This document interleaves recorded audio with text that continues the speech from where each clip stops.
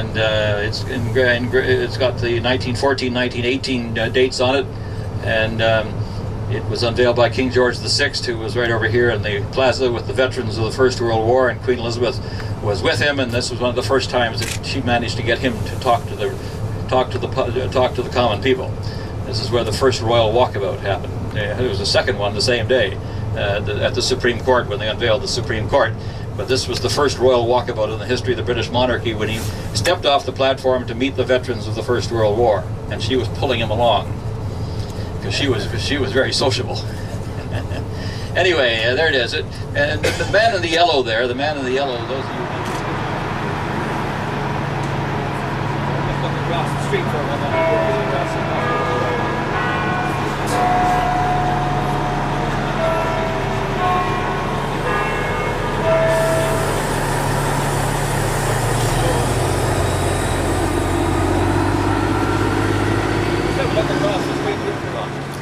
On the second floor, on the corner, and the rest of the floor is all his support staff. The third floor is the Privy Council.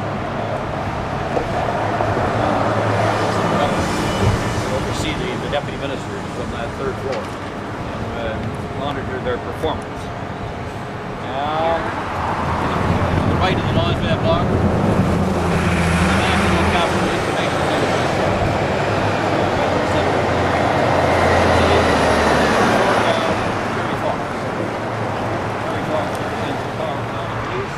Horse on the fender here. 1867, Queen Victoria signed the British North America Bill creating Canada.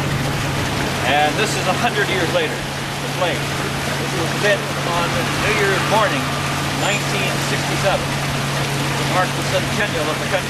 It was intended that it would be here until New Year's Eve, on the eve of 1968. But by after a year of flight burning, people said we want to keep this as a memory of the centennial. And so here it's now we're now 143 years old. This has been burning for 43 years, and it's now been put in a steel basin, and will probably be here for the bicentennial.